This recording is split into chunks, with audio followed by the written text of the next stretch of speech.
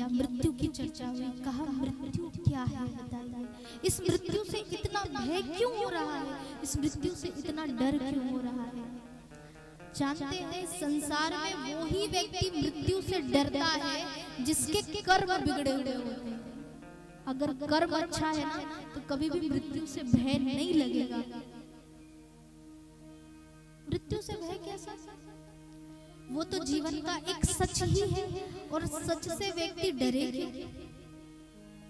लेकिन जानते वो कहते हैं ना, कभी कभी कुछ सत्य जो है वो बड़ी कड़वी होती है और फिर उस सत्य से बहुत डर लगता है।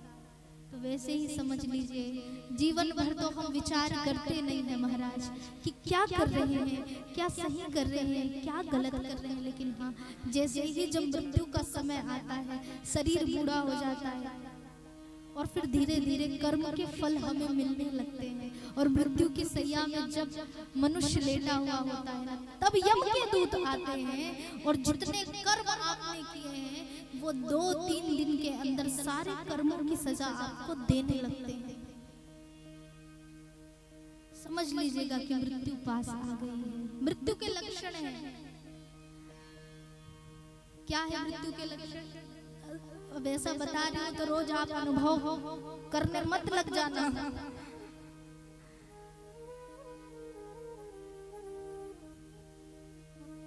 महाभारत पुराण में ऐसा उल्लेख है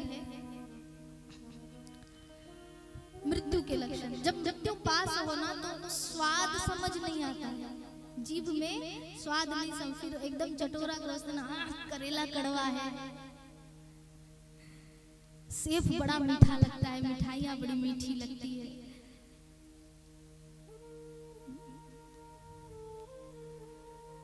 ये सब स्वाद जो है वो कुछ भी पता नहीं चलता। फिर समझ लीजिएगा मृत्यु पास आ रही है, आंखों की दृष्टि जो है वो कम होने लगती है। समझ लीजिए मृत्यु पास है, शरीर से एक गंध आने लगती है। समझ लीजिए मृत्यु बहुत नजदीक है।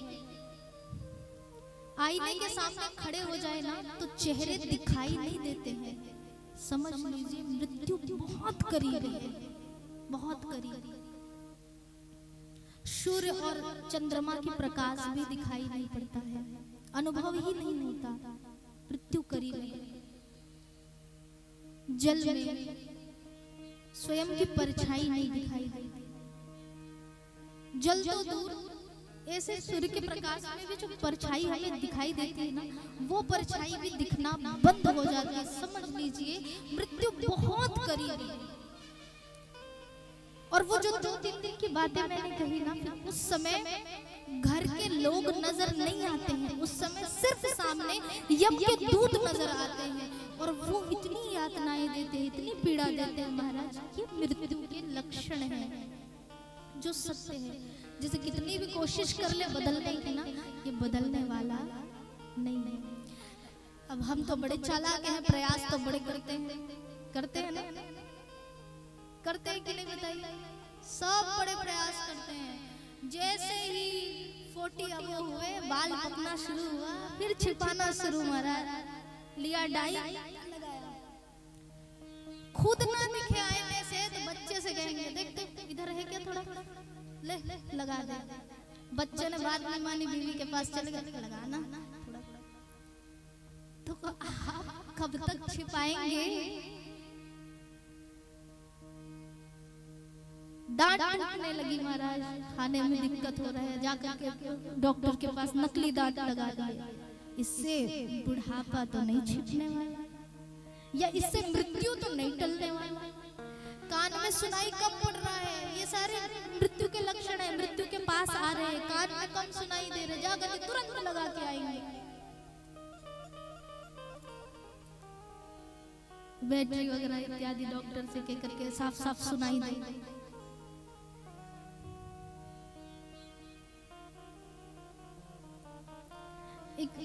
एक व्यक्ति ने सोचा, चालाकी की, क्यों ना यमराज को मित्र बना लूं, दोस्त बना लूं, फ्रेंड बना लूं, तो मेरी मृत्यु टल जाएगी।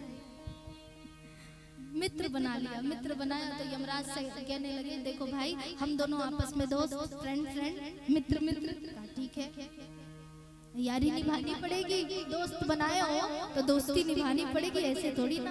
यमराज जी ने कहा हाँ ठीक है निभाएंगे। तो ये अब कहने लगा, तो भाई एक काम कर दे। कहा क्या? मुझे मारना मत कभी, मुझे मारना मत कभी। ये तो मेरे हाथ में नहीं, ये तो ब्रह्मा जी डिसाइड कर देते हैं किसको जन्म देना है, किसको मृत्यु देनी, कब देना है, किस समय देना है, ये सब तो प्री डिसाइडेड है, इसमें मैं कुछ नहीं कर सकता।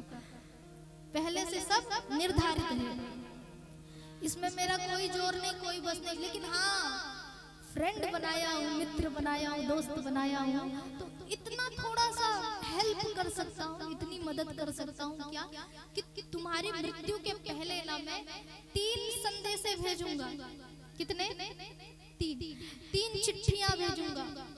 उससे समझ जाना कि मृत्यु अब पास आ रही। आखिरी जैसी चिट्ठी भेजूंगा और मैं कुछ दिन में आ जाऊंगा। उसने कहा चल ठीक है भाई, अब यमराज से मित्रता की है तो इतना प्रॉफिट हो रहा है वही बहुत है, इतने फायदे हो रहे हैं वही बहुत है। ठीक है, अब धीरे धीरे वो व्यक्ति जो जवान था, विवाह हुए, शादी हुए, बाल बच्चे आए, अब धीरे धीरे 40 के पार हुआ, 50 की उम्र हुई महाराज। बाल पकने लगे, आंखों में दृष्टि कम हो गई, आंख कम दिखने लग रहे हैं, हाथ पैर कांपने लग रहा है, शरीर की रीढ़ की हड्डी जो है झुक गई। इतने में एक दिन यमराज आ गया। यमराज जी आए, क्यों मित्र तैयार हो? तुम इतनी जल्दी कैसे आ गए? सब बढ़िया तो है, कुशल मंगल? कहा सब कुशल मंगल है, तुम्हें लेने ही आया। ये चौंक गया, तुमने तो कहा था चिट्ठी भेजूंगा, संदेश भेजूंगा, एक चिट्ठी नहीं आई और तुम कैसे आ गए? कहा रे अच्छे ध्यान से तो देखो, मैंने 3 चिट्ठियां समय पर भेज दी थी। ये गया दौड़ता पत्नी से पूछता है, अरे सुनो कोई चिट्ठी विट्ठी आई है क्या? कोई संदेशा आया है, किसी ने भिजवाया है? पत्नी ने कहा हमारे पास तो नहीं। बच्चों को पूछा, अरे कोई मेरी चिट्ठी विट्ठी आई है क्या, बताओ जल्दी से। बच्चों ने कहा हमने तो नहीं देखा। अब ये अपने मित्र से लड़ने लगा यमराज से, कहा तुम झूठ बोलते हो, अभी तक तो एक भी चिट्ठी आई नहीं है, झूठ कह रहे हो, झूठे हो, मित्रता नहीं निभा पाए। यमराज जी बताते, अरे मैंने पहली चिट्ठी भेजी, तुम्हारे आंखों की दृष्टि कम हो गई। मैंने दूसरी चिट्ठी भेजी जब तुम्हारे बाल पकना शुरू हो गए, और मैंने तीसरी चिट्ठी भेजी जब तुम्हारे शरीर जो है झुक गए, रीढ़ की हड्डी झुक गई। तीसरी चिट्ठी थी, और अब देखो 2-3 दिन में मैं आ गया तुम्हें लेने के लिए। वो स्तब्ध रह गया, चौंक गया, विचार करने लगा, ये मौत किसी के टालने से टलने वाली नहीं है। कितनी भी कोशिशें कर लीजिए लेकिन ये टलने वाली नहीं है। इसीलिए तो महाराज कहते हैं कि जितना समय है, समय का इंतजार मत करिए, बुढ़ापे का इंतजार मत करिए। भजन करने के लिए अभी भजन कर लीजिए।